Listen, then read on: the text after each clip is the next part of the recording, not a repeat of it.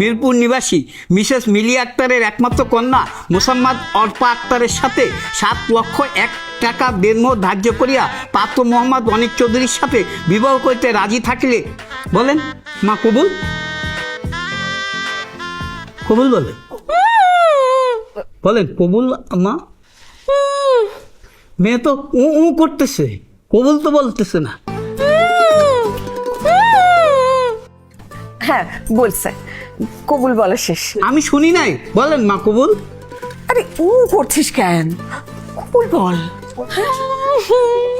বলতে পারতেছি না বলে আরে কি কবুল, আমার দাঁতে ব্যথা উঠছে। ও বাবা দাঁতে ব্যথা, ওটা বল, তারপর আমি দেখি কি করা যায়। এমন ব্যথা উঠছে, পুরো মারি টারি সহ পুরো একদম মাথা সহ ব্রেইন পুরো ব্যথা করতেছে মা। কেমনটা লাগে এই সময় দাঁত ব্যথা? আচ্ছা বিয়েটা শেষ হোক, আমি ডেন্টিস্ট কাছে নিয়ে যাচ্ছি। আরে বাবা তুমি বিয়ে নিয়ে পড়ে আছো, আমি কবুল বলতে পারতেছি না, আমি দাঁতে ব্যথা পড়ে যেতেছি, তুমি বুঝতেছো না আমি কবুল বলতে পারবো না। আরে এত কথা বলতে পারতেছিস, কবুল বলতে পারতেছিস না। কবুল কবুল তোমার কবুল নিয়ে পড়ে আছো তুমি, আমার এখানে জীবন মরণের প্রশ্ন, তুমি কবুল নিয়ে আসো, আমাকে ডাক্তারের কাছে নিয়ে যাও, আমাকে ডেন্টিস্টের কাছে নিয়ে যাও। আল্লাহ আল্লাহ, আমি এখন সেন্সলেস হয়ে যাইতেছি।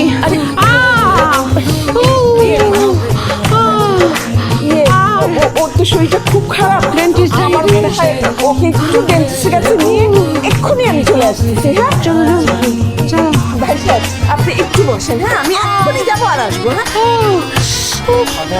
না না না, আপনি থাকেন আপনি থাকেন। আমি শিওর ঠিক মতো ব্রাশ করে না, এই জন্য এই অবস্থা। আমি দিনে রাতে 2 বেলা ব্রাশ করি, এই জন্য আমার দাঁত কত সুন্দর।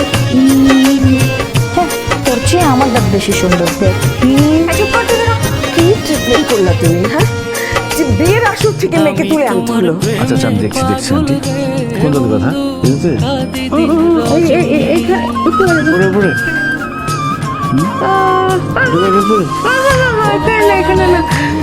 এখানে চলে গেছে এখন। এখানে এদিকে দেখছেন এটা? হ্যাঁ হাঁকুন একটু এদিকে। আরে আমরা চলে আসছি তো, চলে আসছি। এদিকে কোন দাঁতে ব্যথা? এদিকে এখন একটু এদিকে চলে গেছে। ক্লিয়ার করে বলুন তো আপনার কোন দাঁতে ব্যথা?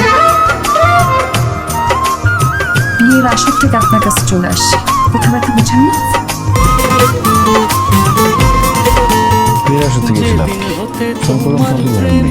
ফোন ধরে নিতে কি হয়েছে, বাসায় চলে আসতাম। মেয়ের দাঁত খেতে ঠিক তো নাচতে নাচতে বিয়ে দিয়ে গিয়ে বসে পড়ছি। আমি কি ইচ্ছা করে বিয়ে করতে গেছি? আম্মা জোর করছে। মা জোর করছে তো বিয়ে করে ফেলেন, এখানে আসছেন কেন? বেশি কথা বলবেন না, বেশি কথা বললে কিন্তু একদম যে সাথে সাথে বিয়ে করে ফেলবো। অ্যানেস্থেশিয়া দিয়ে দিন, কবুল বলতে পারবেন না। বুঝতে কি সমস্যাটা কি ধরে গেল? আন্টি ব্যথাটা একটা দাঁত থেকে ওই নার্ভে করে অন্য 2-3টা দাঁতে চলে গেছে। এটা ট্রাইজেমিনাল নিউরালজিয়া, মানে খুব ক্রিটিক্যাল। এটা এমনি ঠিক হবে না, আমার মনে হয় সার্জারি করা লাগবে, অনেক সময় লাগবে, সারা জীবন ট্রিটমেন্ট করা লাগতে পারে। আমার মনে হয় আপনি বিয়েটা পিছিয়ে দেন, মানে বিয়েটা ভেঙে দেন। মানে কিছুক্ষণের জন্য যদি একটু ঠিক করে দেওয়া যেত, গিয়ে শুধু কবুলটা যদি বলে আসতে পারি শুধু। শুরু হয়ে গেছে। থাক, আর অভিনয় করতে হবে না। অনেক অভিনয় হয়ে গেছে। আমার মেয়েকে তো আমি চিনি। ডাক্তার রিয়াদ, তুমি তোমার বাবা আমাকে খবর দাও, আমি তাদের সাথে কথা বলবো। আমার মেয়ের এই দাঁতের ব্যথা জীবনেও যাবে না, তার জন্য একটা পার্মানেন্ট ডেন্টিস্ট লাগবে সারা জীবনের জন্য। হ্যালো হ্যালো ভাই সাহেব, কি বলবো, আমার মেয়ের তো খুবই খারাপ অবস্থা। জি জি, ওর তো মানে দাঁতের থেকে কি নিউর একটা প্রবলেম শুরু হয়ে গেছে।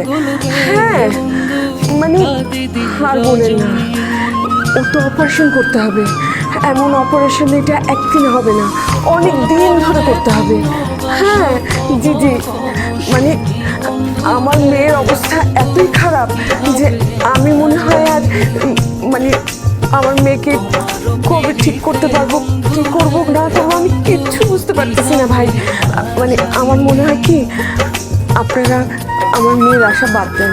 হ্যাঁ, আপনারা বরং একটা ভালো জায়গায় আপনার ছেলের দিয়ে দেন। আমার এই অসুস্থ মেয়েকে আমি আপনাদের ছেলের হাতে, এই সুস্থ ছেলের হাতে আমি কিছুতেই দিতে পারবো না। আপনারা আমার মেয়েটাকে মাফ করে দেন ভাই। জি, আপনারা আমাকে মাফ করে দিন। আপনারা অন্য কোথাও বিয়ের ব্যবস্থা করেন। জি জি, হ্যাঁ, বিরাট খারাপ অবস্থা। আপনি একটু দোয়া করেন। হ্যাঁ, দোয়া করেন আমার মেয়ের জন্য, সে যেন সুখী হয়, সারা জীবনের জন্য যেন সে সুখী হয়। দাঁতের মর্ম বুঝিনি